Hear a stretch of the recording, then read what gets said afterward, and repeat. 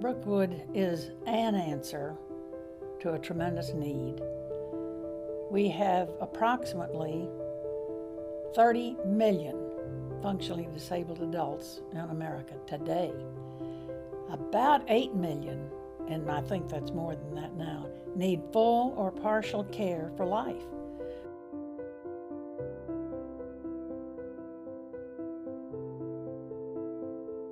Our daughter had mumps and encephalitis when she was 1, and it did severe brain damage. And my degree was in education and psychology. And I have to add a point to that, and that was that I was a very selfish mother. I wanted somebody else to help and be in the same boat that we were in.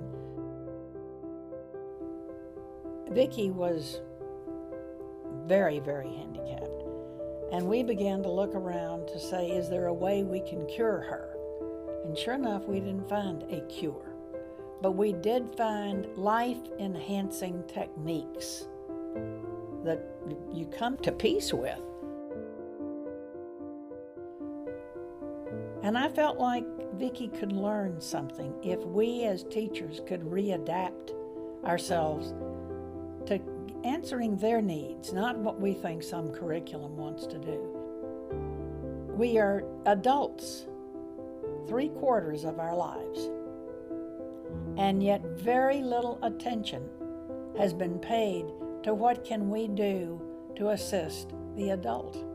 We do an awful lot for children, and that's wonderful, but that's 1/4 of their lives. What are we going to do with the rest?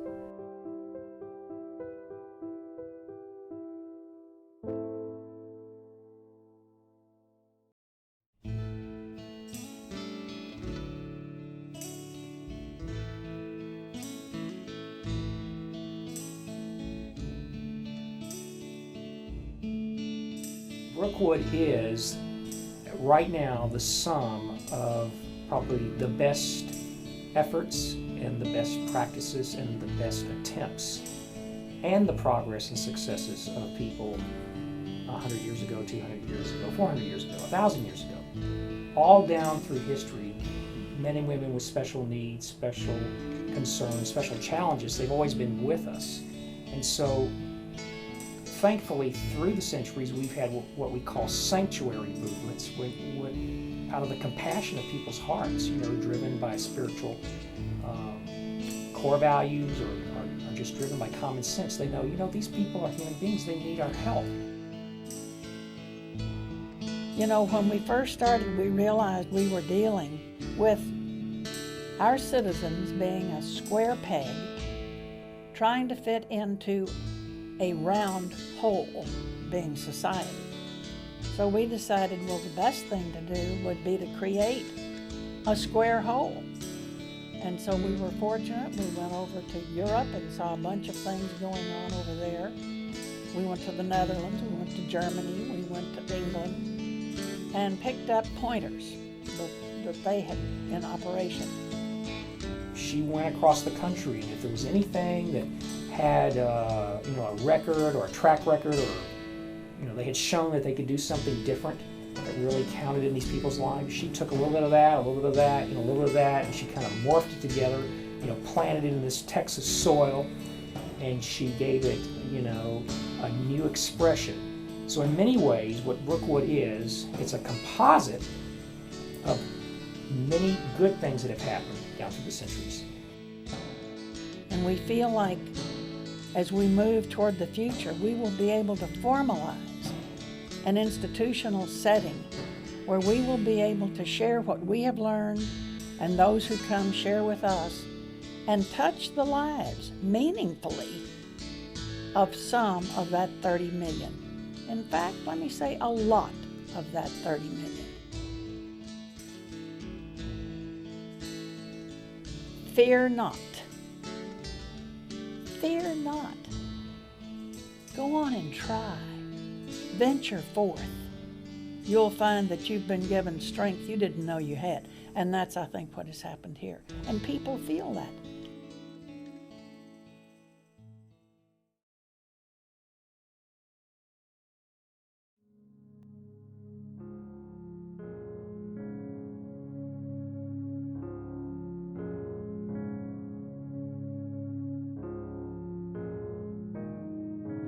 We don't just believe in miracles, we rely on them.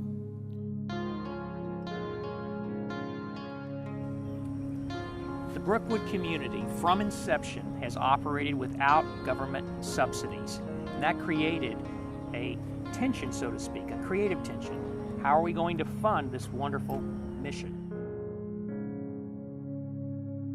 And God gives us the opportunity to give to others, and we have it returned tenfold. You know, you hear that all the time, but unless you get into it and you begin to experience it, you really don't feel it. They're just words. And you know what? The feeling is far, far greater than the words. Brookwood is blessed. We have a wonderful group of volunteers and supporters and patrons and friends in the greater Houston area and across Texas and even around the country who really believe in our mission. So we actually teach agape, and that's the willingness to love when you're really not willing to love, to truly care for one another, and to let others have a gift from us that we can give. That's reciprocity. Unconditional love. They love you unconditionally, and that is what I've gotten most, that unconditional love. And when you receive it, you give it back.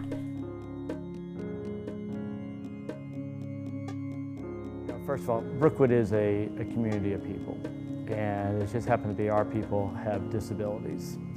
And instead of independence, independence is interdependent on each other. And so we really depend on the person next to us.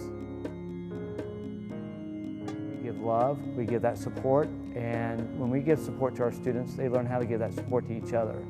So if someone's in a wheelchair and needs to get from the home to work, one of our students can push them. We're all interdependent. We don't like to think so. We like to think, oh, we're independent. Well, there's not any of that. It's just amazing. Everything at Brookwood has been donated. Every building, every piece of grass, because we don't take any government money. Brookwood is funded by 4 revenue streams. The first is program fees. Our families pay for their loved one to access the wonderful Brookwood opportunities, but about half of the families require financial assistance. So we give scholarship aid, tuition assistance to these citizens. And by the way, those scholarships are made possible through the second revenue stream, which is donations from the private sector. That includes individuals, corporations, religious groups. And so we depend upon private sector donations as our second revenue stream. Our third revenue stream is through the sales from our restaurant, the Cafe at Brookwood, from our stores, from online shopping, and all the other industries and enterprises on the Brookwood campus. And we have things to give. All of our handicapped, quote, citizens have something that they can give back to society. Brookwood is being built to last.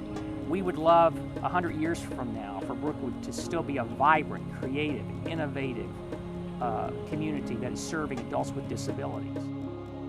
We've had groups come from as far away as Thailand and Russia, and as close as Alvin, from literally all over the world, to share with us what they've learned and to take away what we've learned.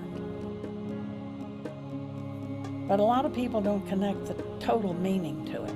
It's a circle. It emanates from within, and we give away, and that gift that we gave away comes back to us in another form that says, thank you, move on, you're doing a good job.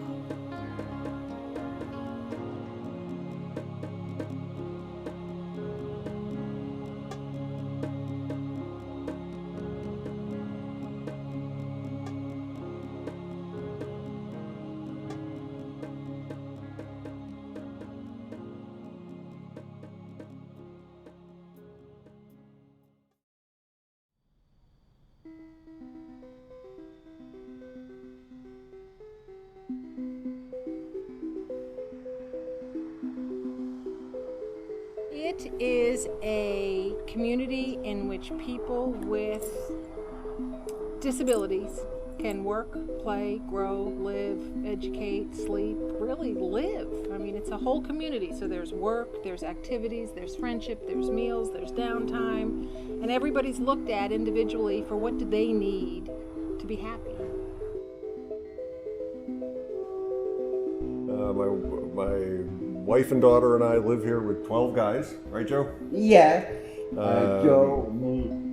We've been doing that kind of thing since, gosh, early 90s, but here at Brookwood since 95.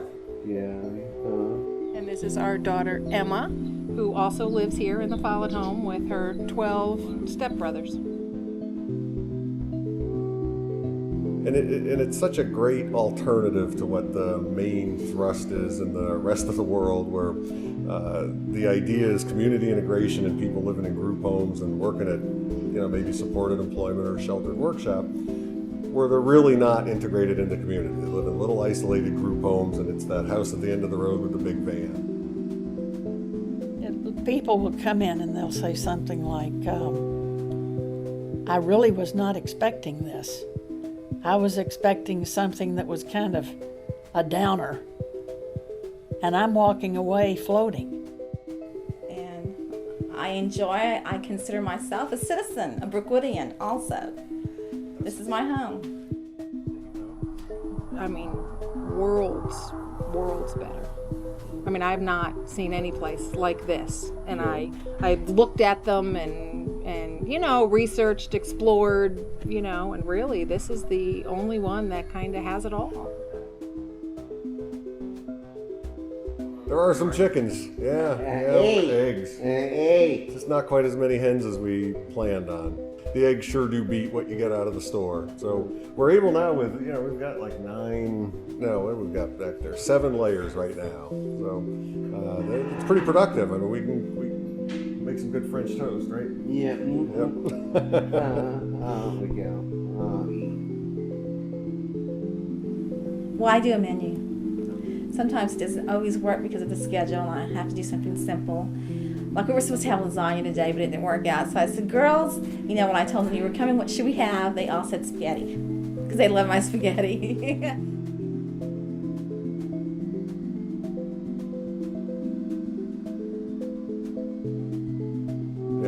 Everybody works full-time jobs, and after working on the weekends, this is where they are, and this is the center of activities, and we go out and do a lot of things as well. Yeah. Go and eat out. What else do you like to do?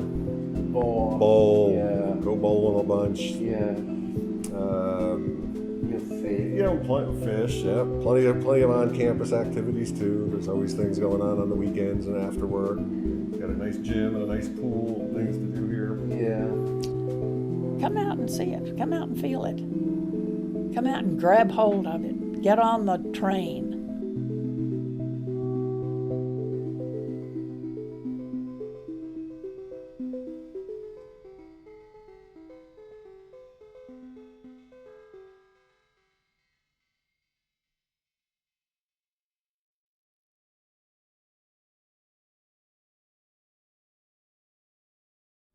It's so funny. We say we stop educating people around age 21. Well, that's a lot of baloney.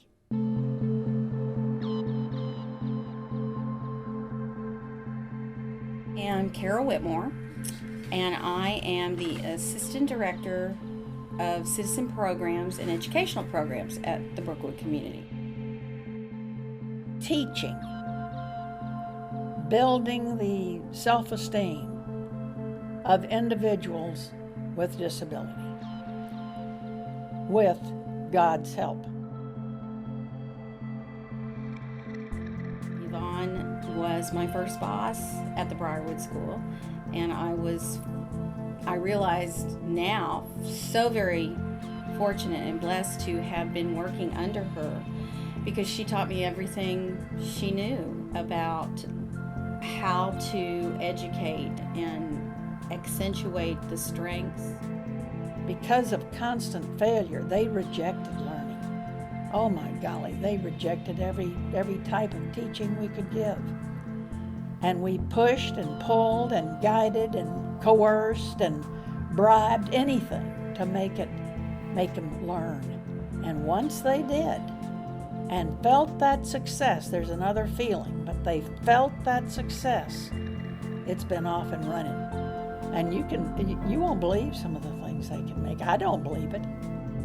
A big part of what we do at Brookwood is from the TEACH system, T-E-A-C-C-H, an acronym, and a lot of it is visual learning. Very much a visual structure and building independence by depending on that visual structure rather than someone directing you. It is synonymous with a program for autistic kiddos and those with communication handicaps. But this is education out of the box. It's not the normal everyday educational process. We don't have calculus, we don't have classrooms as such, but everyday living is the classroom. After we put this system in place, each student had their own schedule, and that visual system was the glue that held the room together. And it just, first of all, gave our kids more confidence, certainly lessened their anxiety that, what I need to know to do the right thing is here somewhere, not you telling me what to do. Yeah, we rigged it and we made things happen. But then it gave them self-esteem and self-worth and a feeling of contributing to the world. And we think that's what God wants us all to do, to contribute to the world.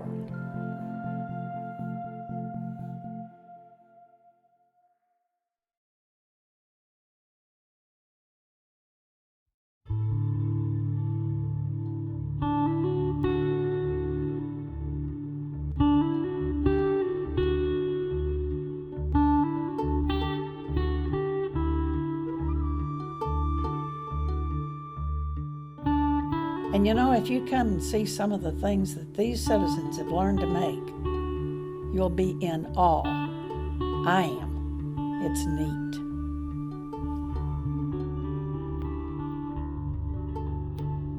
Because what we try and do is we're very aware of the skill that we have to offer in the shops, and which is a wide range of skill.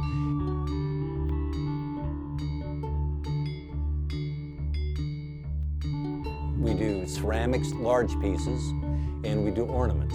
We do Christmas ornaments. We've got the Bluebonnet line of bowls and plates and mugs and pitchers and just all sorts of dinnerware, Bluebonnets in Texas. And of course all the holiday items, and so it's a mixture of ceramics and ornaments. We have a production department. And we have artists who work in there who come up with original designs. Jens, in production, is the primary designer. He comes up with ideas. He'll just do a sketch, and then he'll refine a drawing, and then if it's going to be like a little statue for the stone casting, he'll actually make a mold. He'll just, out of clay, he'll create the item and create a prototype. It'll be determined if it's something that our guys will feel comfortable in completing in the shops. We shouldn't make people adapt to the work. We should have the work adapt to the people. That's the secret of Brookwood's success. Not everybody has that opportunity, so we have to come in and we have to say, here's how we're going to adapt this work to these people's skills.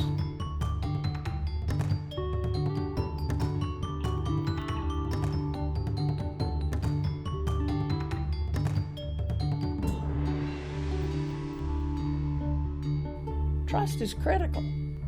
If a new citizen comes in and they've done nothing but fail all their lives, and we build a trust with them, they begin to say, well, maybe I'll try that.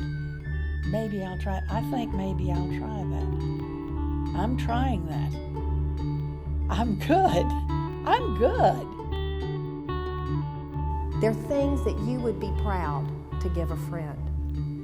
To be able to say, and by the way, this was made by somebody that the world might have called handicapped. And they branch out. They start with blue bonnets and then Texas and all the different products. And there are just so many different aspects to what we do in our shop. And it's very rewarding when the guys just learn and they get very enthusiastic and very proud of their work. And it's always a big deal for the guys to put their initials on the back of one of the pieces they do. And they take great pride in that. And what I like best about that shop is when we get finished with the item, our initials get put on the bottoms. If you look at this is typical of something, this is a Texas chili bowl. And if you look at the back, you'll have the initials. This is done, this is VH, this is Vicky Huff, and one of the guys will put on the sticker, and then somebody in the shipping group will put on the barcode. And so pretty much when you go into the Brookwood gift shop, you're going to see who made the item. And it's a feeling of ownership, of comfort, and of that wonderful word, peace, where we teach as things come up. Pragmatic therapy in tandem with life.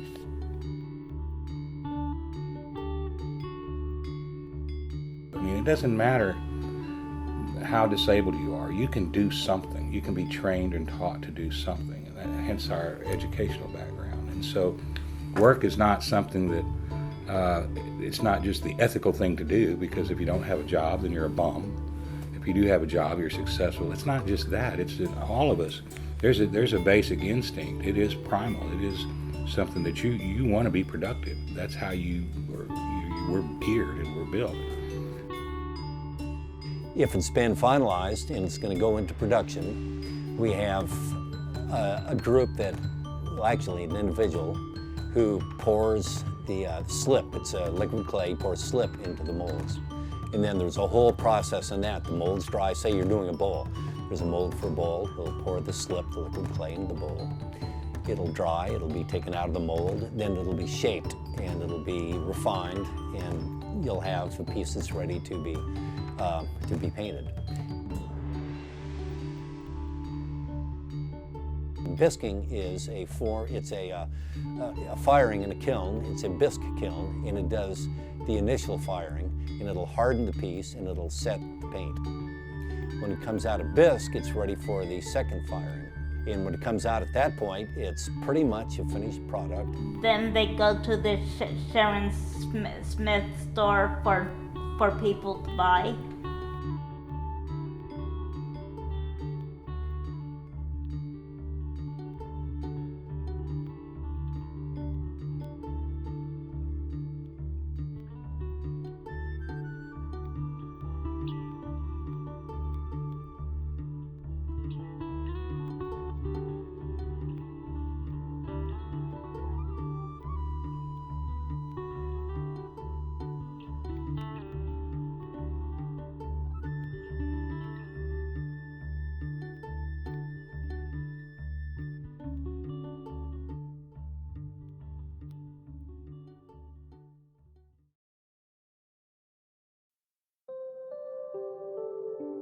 It's a community for adults with disabilities that doesn't accept a penny of government subsidy. It relies on donations from private sector, tuition, and revenue from our enterprises, the largest of which is our horticulture program. This is the emptiest you'll ever see our greenhouses as we try and clear things out before our poinsettia crop gets planted.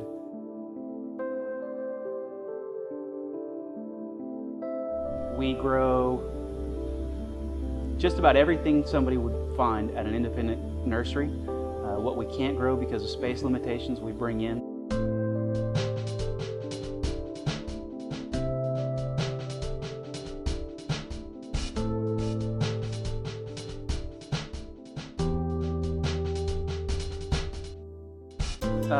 If it's something that we propagate ourselves, that means we take cuttings and it gets rooted here.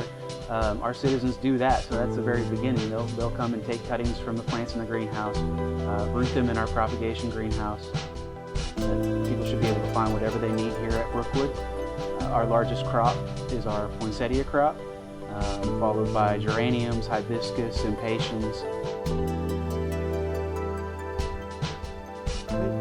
We put in all kinds of flowers and plants up. So we sometimes grow dianthus and violas, and we sometimes grow ferns and hanging baskets.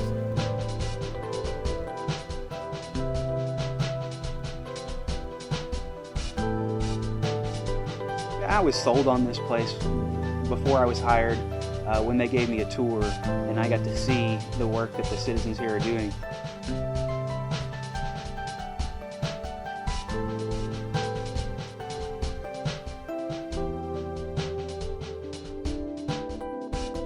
I mean, I've given tours to people within the industry, to other nurseries who left here in tears, just moved by the mission of Brookwood.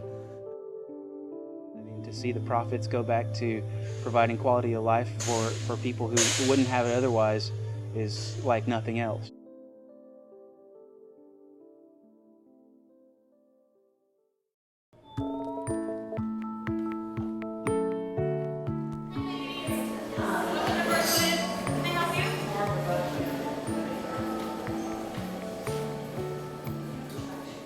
My name is Laura Day McGuire.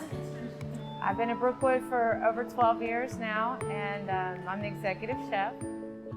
I worked at Maxime's in New York. I went to Culinary Institute of America in Hyde Park, New York. I worked at the Beekman Arms, finished school, and then I came back to Houston and did several restaurants in town. I am Christopher McClung, and I live at the Fall House at Brookwood Community, and I really enjoy Brookwood a lot.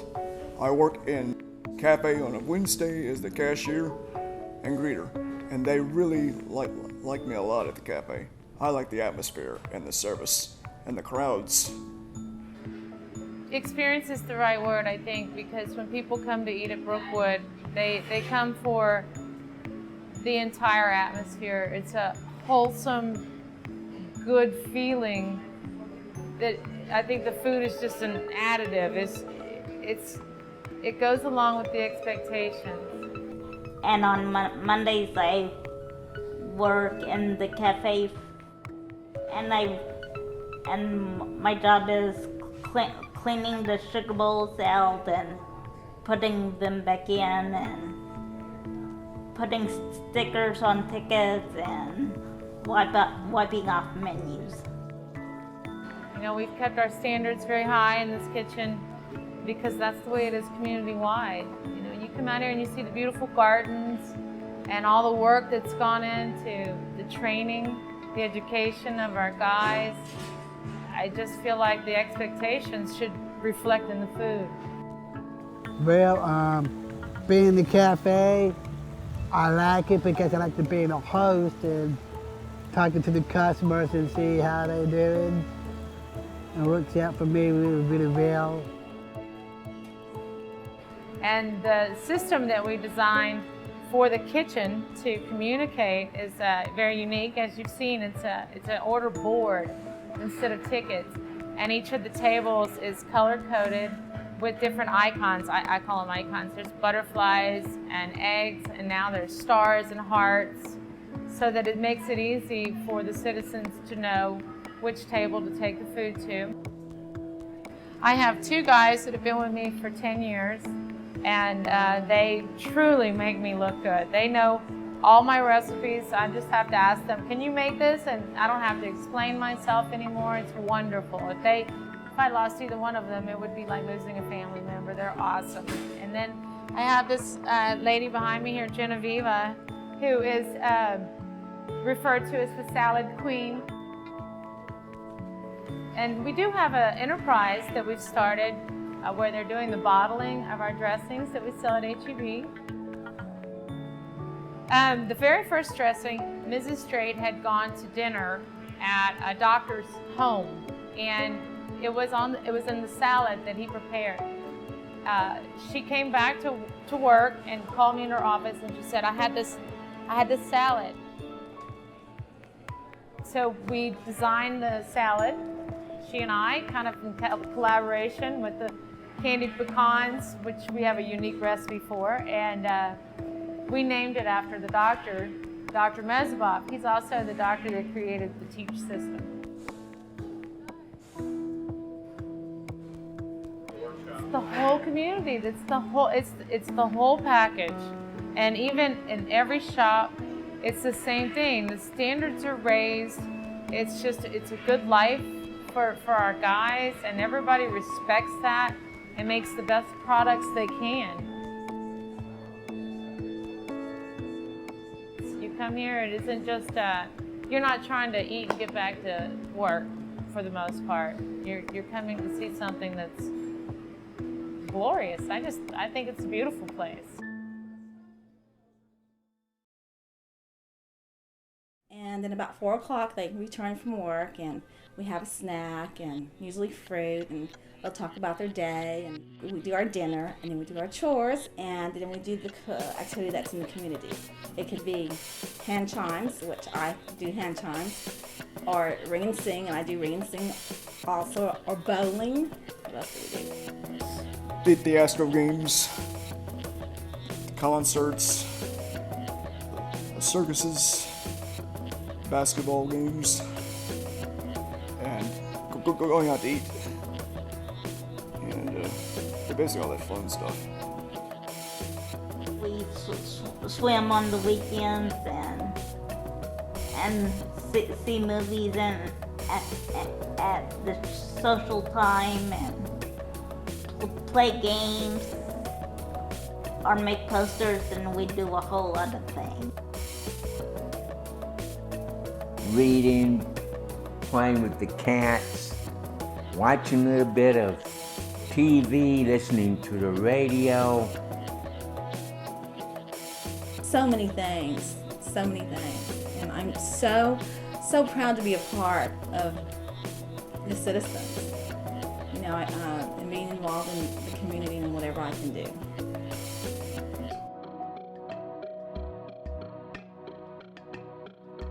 Because so many people come in and they'll say, I just feel something different here. And I don't know, I can't put my finger on it. I don't know exactly what it is. But it's strengthening, it's uplifting. There truly is a spirit in this place.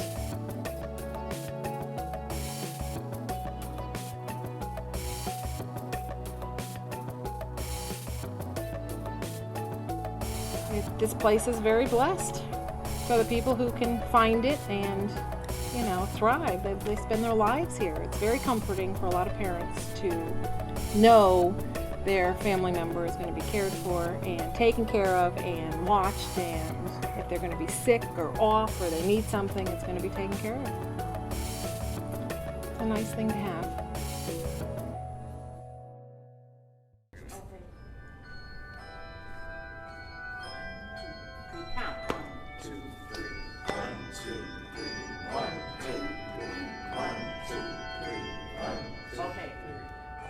My name is Joyce Henderson, and I'm part of community life here at Brookwood, and I am the director of the Handbell Choir.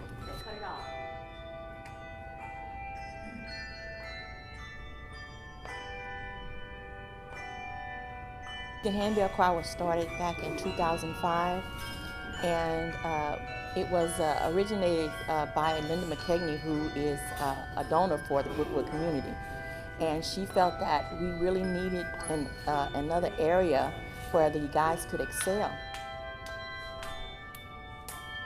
She sponsored a trip for me to attend a conference, and after attending the conference, I was just overwhelmed, and I thought, gee, we could have that here.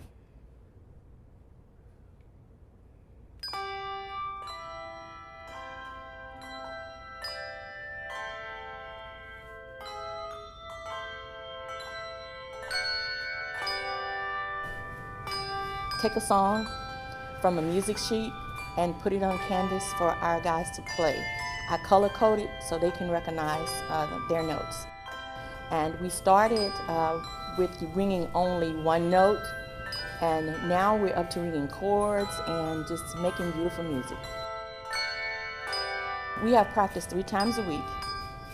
And in the beginning, just getting them to hold a handbell and to ring it properly. And then after that, we went on to putting notes together and doing an entire song.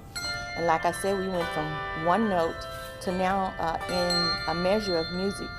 Just the first measure, we can ring up to 9 bells. So it just took a lot of practice, a lot of determination, and a great love. Well, of course, we attend a lot of the churches, the area churches right here. We play in our own worship center, and that's our ultimate goal, is to play the Star Spangled Banner for the Astros. So we're looking forward to that. So we have our song, we're ready.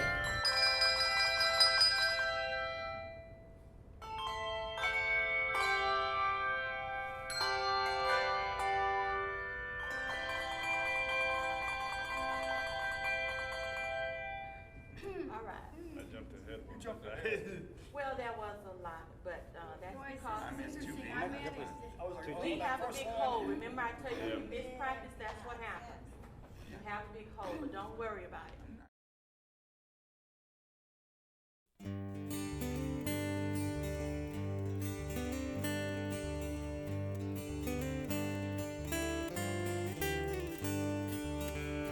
The Special Olympics organization is such a wonderful thing. So many volunteers, a lot of donors support it. They absolutely love it. We have participate in basketball, cycling, swimming, bowling, and softball. And it doesn't matter what level you can do. Whatever you can do, you're appreciated and you're recognized. Because in their world, they're many times they're saying, you're not able to play basketball because of your disability. But here at Brookwood, it said, oh yeah, I see your left leg doesn't move very well, but you know what? You're going to be a great, I want you to be on the sideline and throw the ball in. And then, and that's your skill. And again, so when they see someone with a disability that comes here to Brookwood, they immediately say, oh yeah, you can play. And they almost know how to include them. And that's unbelievable. And you head off to the tournament, and you'd think we're going to the Super Bowl or the World Series. They are so excited. We have our manager, we have our mascot, we'll have fans waiting for us at the game, and there's a scoreboard and a referee or an umpire, and they just absolutely love that. It's wonderful for them to be in that type of world, because sometimes in the public schools, they weren't always kind of accepted that way. They did recognize their talent, but if someone says, I'd like you to come join our basketball team, you know, that is a wonderful words for them. But they don't hear those things very often. You know, come join into this. Because I think the real world doesn't know how to do that.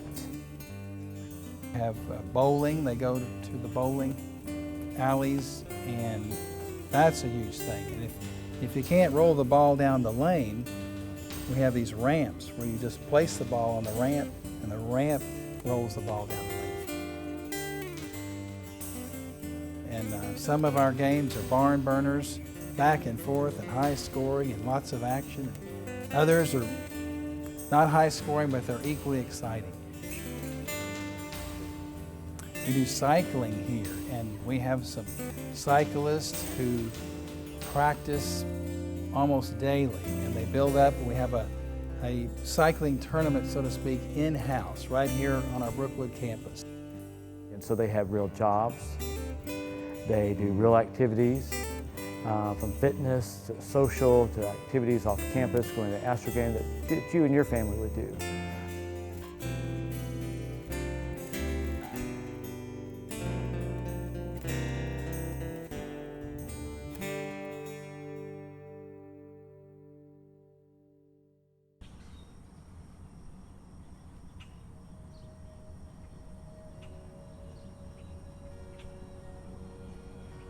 We have been blessed, and I'm serious, blessed by an army of volunteers. Our Brookwood Community Volunteers Association has been going strong for 25 years, and they are off to a running start for the next 25 years. These are hundreds and hundreds of people who say, we want to help Brookwood. My name is Tom Porter. I'm a volunteer at the Brookwood Community. These volunteers are found everywhere on this campus that you go. All our craft shops sitting alongside our Brookwoodians, as we call our disabled adult population. I had a son here who died, and he came here when he was 22, and he had cerebral palsy, and his whole life had been a challenge. He never stopped smiling though. He always smiled. He always coped. Mom and Daddy didn't cope too well, you know, with the way others treated him, you know. But when he got here, man, he felt like he was the top dog. And everybody that comes here thinks he or she's the top dog, everybody. Because that's the way we make them feel, you know.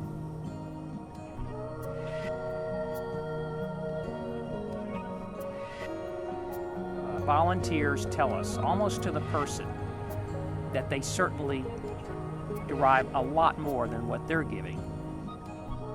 I want to tell you the story about one of them. His name is Frank. And Frank is a retired man, and he decided that he was going to come maybe twice a year and just spend some time in the workshops volunteering with the citizens.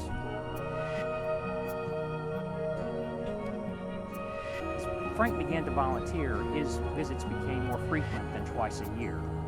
It was now every month Frank was showing up. And then it was weekly. Frank was coming every Tuesday. In fact, he was so regular and so faithful in his volunteer work that if you saw Frank going across the campus, you knew it was Tuesday.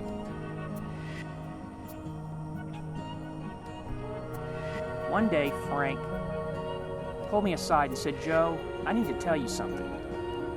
He said, "I have a hard time talking about this because it's really a deep thing, and it's kind of spiritual." He said, "But I remember reading a story one time in the good book about a burning bush and how God's presence was there." He says, "You know, I've never seen a burning bush at the Brookwood Community, but I smell the smoke. I sense that God is in this place, and the citizens really show me that." Everybody is genuinely happy, and everybody has a genuine smile on his face, and everybody helps everybody. Citizens are Brookwoodians helping Brookwoodians, and professionals helping professionals, and everybody is in this together, and the volunteers fit in there right along beside them.